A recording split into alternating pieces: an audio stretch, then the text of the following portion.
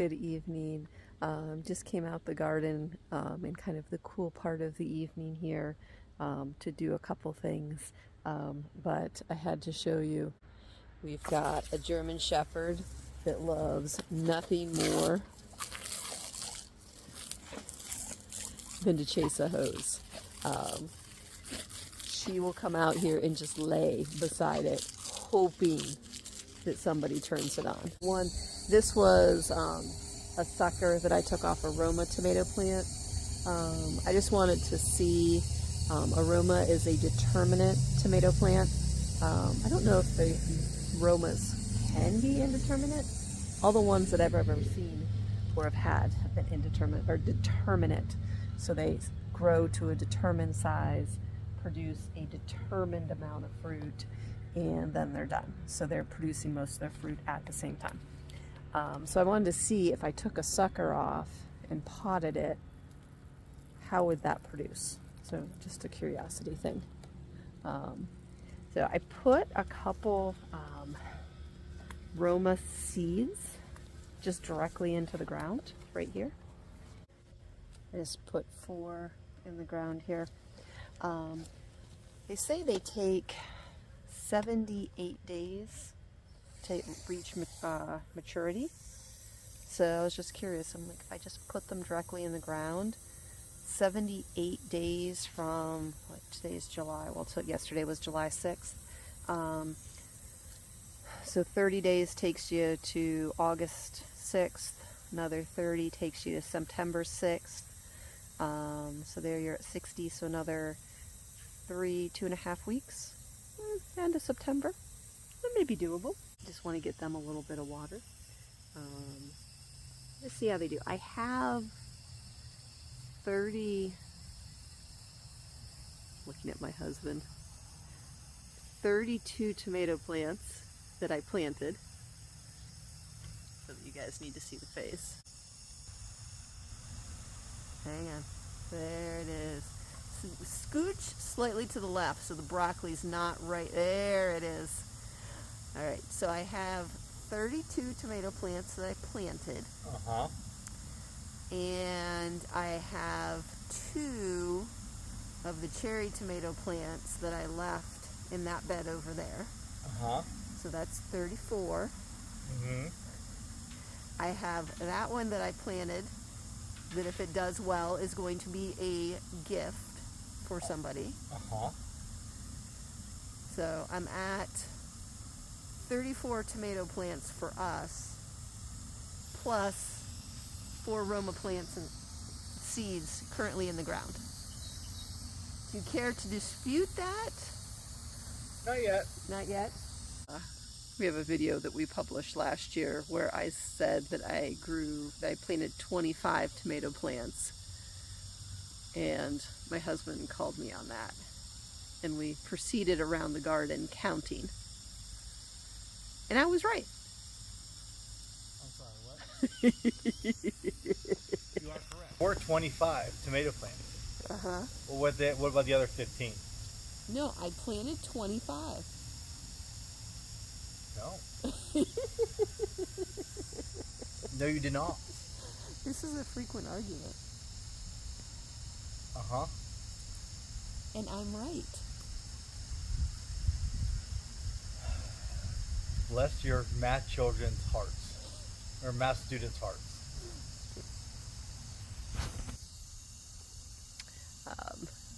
There might have been a few more than 25. So there are 34 plus 1 plus 4 possibly right now. He's going up to count. I can see it in his face. So I haven't planted this many tomato plants since we were at our old house, and then I got pregnant and nauseous, and I couldn't be out in the heat, and I couldn't look at a vegetable without feeling like I was going to throw up. So a lot of those tomatoes unfortunately did not make it into the house just because I was in a state that I could not handle it. So what's the most, outside of last year, that we've planted in this house. Most tomatoes. There's been like 15. Yeah. So we've 15 or 16 tomato plants. Is the most we planted. Last year I had more. And then this year we doubled our 16. Plus 2, plus 4, plus 1 more. And then we've got some little baby corns coming up. This is a miniature corn that I've saved seeds from a seed that I got at Baker Creek a few years ago. And my husband and I were working on finishing up, getting ready to leave for a camping trip. I really wanted to get this bed reseeded, and so I gave my girls a tape measure, I gave them the seeds and our little garden weasel, and I kind of gave them a guideline. I said plant them about the seeds every 4 inches apart, going across the bed, and make the rows 12 inches apart. And actually, from what's come up, they did a pretty good job. It's a very difficult thing for me to do, to relinquish that control in the garden, but I think they did a nice job. So at this point in the season, I've started rinsing out some trays and pots and different things, because I'm starting to try to count back and decide when do I need to plant, or when do I need to start broccoli, cabbage, cauliflower seedlings in an appropriate time to be able to set them out for the fall. Now last year, fall garden was a 100% flop. Cutworms got my cabbage, and I planted twice, lost like all of it. I think we might have sort of gotten a little bit of broccoli. Just the seedlings just didn't do well. And then we got a really cold snap.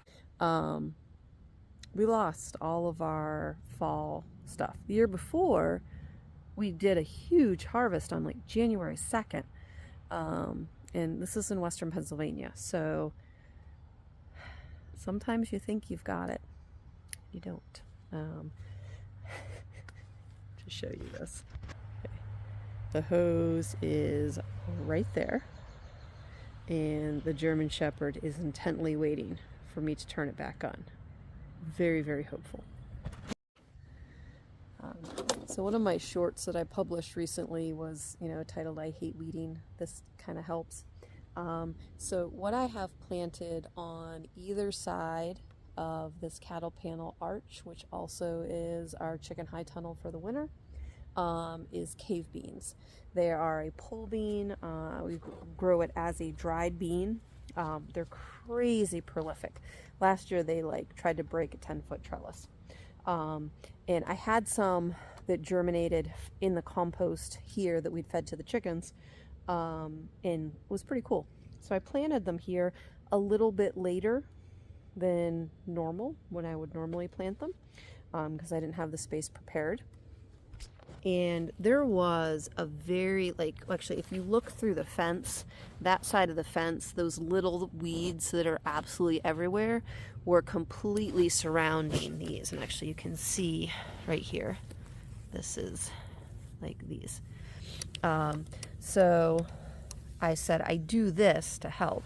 Now on this side, what I did is I took some cardboard and just cut niches out of it along however many plants it reached, slid that on, and then covered it with real heavy with grass clippings here. Now this side, same idea, except for I used chicken feed bags, and that was just a little easier because I could just tear that with my fingers. These I'd use scissors for. And I think I don't really weed. I don't till for the most part, and I almost always have things covered in deep mulch. Not always with the brown paper or the cardboard, but I use that in here just because the weeds, there was a ton of weeds it makes a huge difference. So I'm really looking forward to this just being completely covered in green by fall.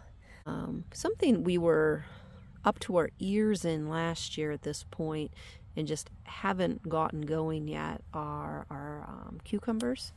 But they're starting to come along. I see a couple little baby cucumbers starting in there. We've had a few zucchini. I typically only plant one hill of zucchini. I don't want zucchini to take over my life. I planted chamomile for the first time this year. Well, tried it before. This is the first time that it took. My daughter has really been enjoying harvesting it, and we have a ton drying inside. So I'm looking forward to trying that this winter.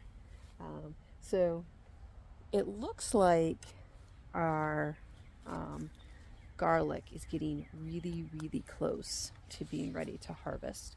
When it's around a little over half to 3/4 brown, somewhere in there is when it's time to harvest.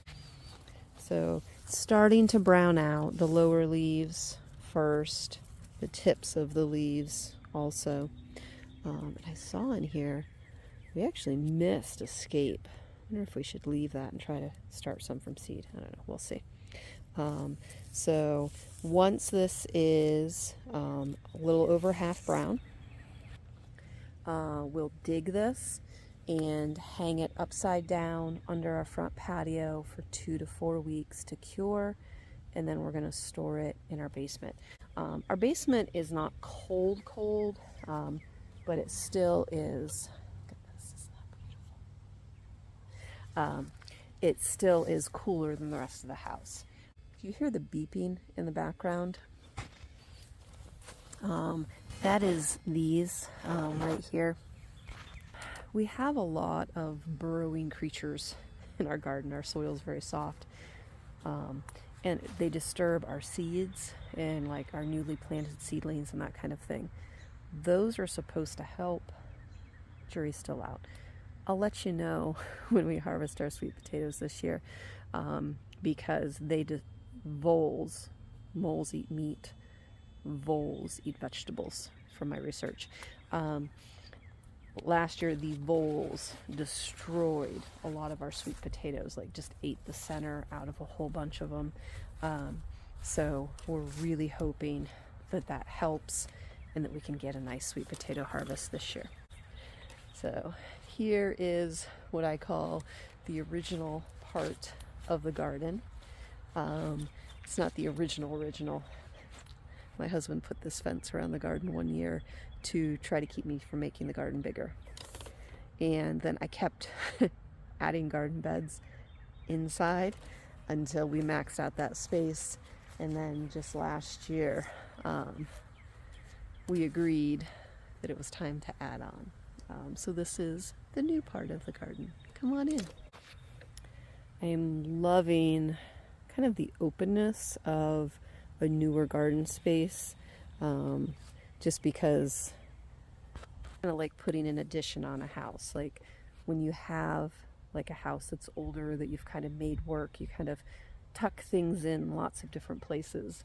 Sometimes if you put an addition on, you kind of space it how you wish for it to be. And that's what I've done up here. We just have 4 long beds running the length of the garden. In this bottom part is tomatoes and beans. So this is the newest tomato that I'm growing this year, is a Paul Robeson.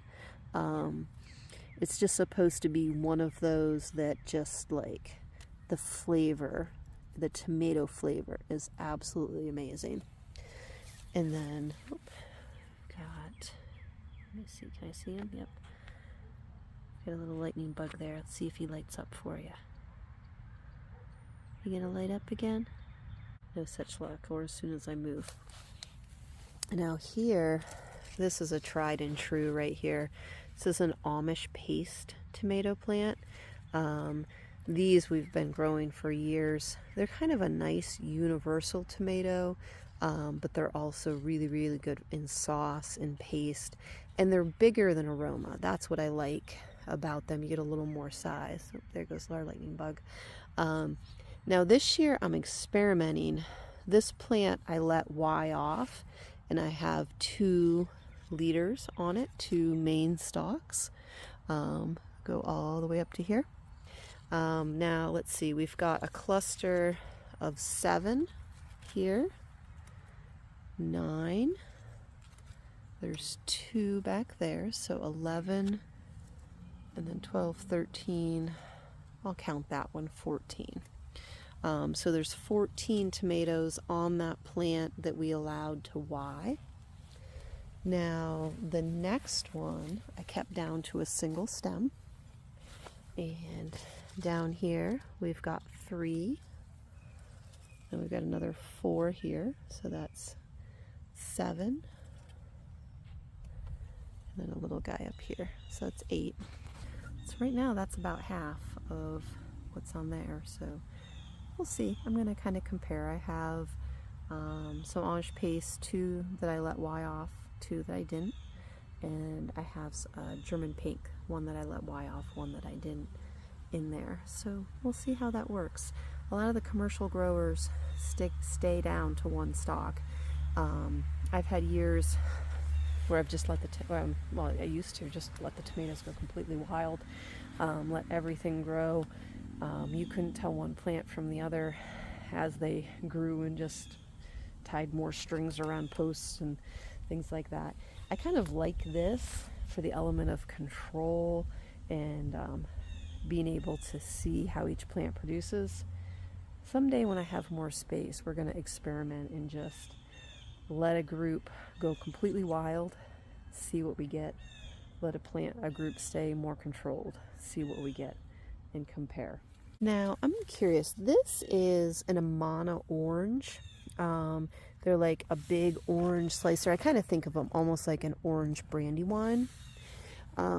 They tend to be our first fruit to ripen, but they also seem to get sick. Like you'll see this yellowing on the leaves. These plants, these Amana orange plants, where I have 1 here and I have 1 over there. I actually tore 2 of them out just because I didn't like the way they looked, and I was afraid they were going to make other tomato plants sick. Curious, anybody out there?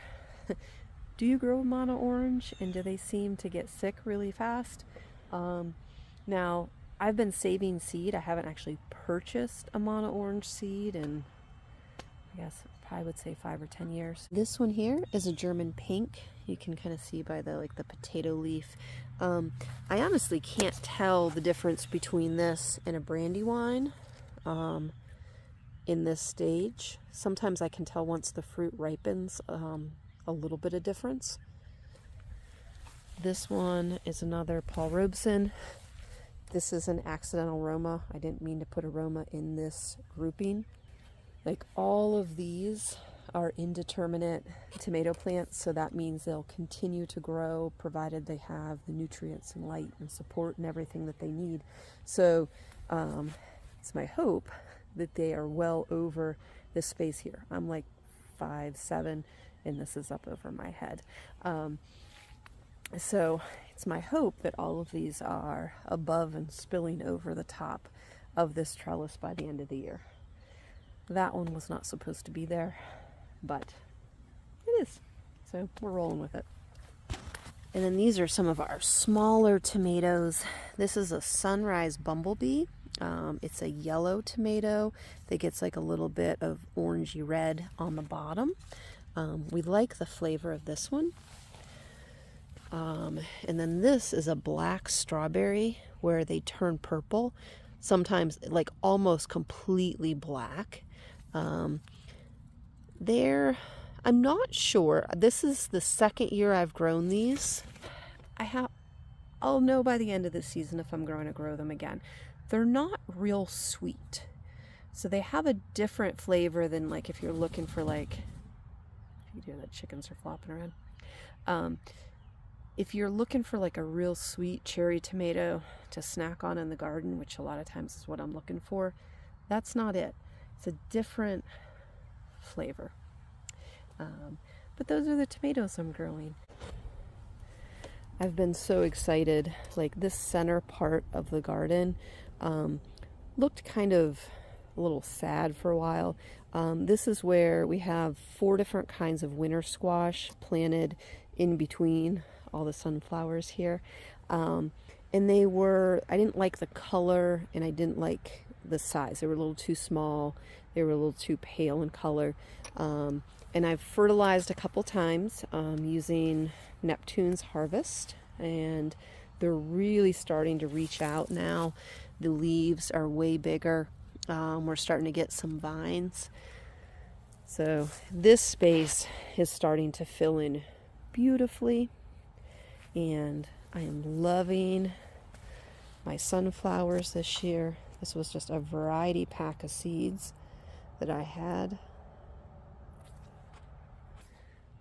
I may be getting as much joy out of the sunflowers as multiple other things in the garden this year. There's a patch of Romas that I meant to be Romas. Here, along the lines of my husband picking on me about planting too many tomatoes, when I was discussing with him what to plant in here, he actually encouraged me to plant more tomatoes. So my daughter helped me plant these. They were plants that had been sitting in a pot, or in their little plant cells for entirely too long. So they were like little and kind of starting to yellow out and had used up all the nutrients that were in the soil they were in. But look at them now. They're not as big as the ones over here, but they got planted later. So those are about 2.5, 3 feet, looking fantastic. And then here, this was one of the first things I planted up here, which were potatoes. They are looking amazing. All right, so there's a little bit of garden update, fall planning, different things like that. Oh, something else I'm going to do. Last year, I planted some onions in a pot, like a small pot, just for starting seeds kind of thing. And then I transplanted them out. I'd actually have to look at the date on my video to see how they would do. And they overwintered, and I've harvested some and used them in my cooking recently. Now, they weren't huge, like they were, yay big. And we still have a few more to harvest.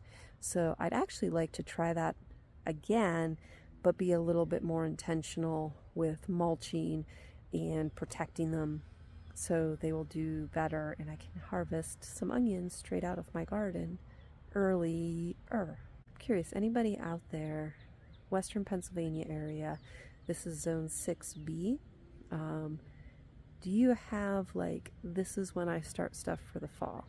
Would love to know the answer to that question. Thank you so much for joining me, and I'll see you in a video soon.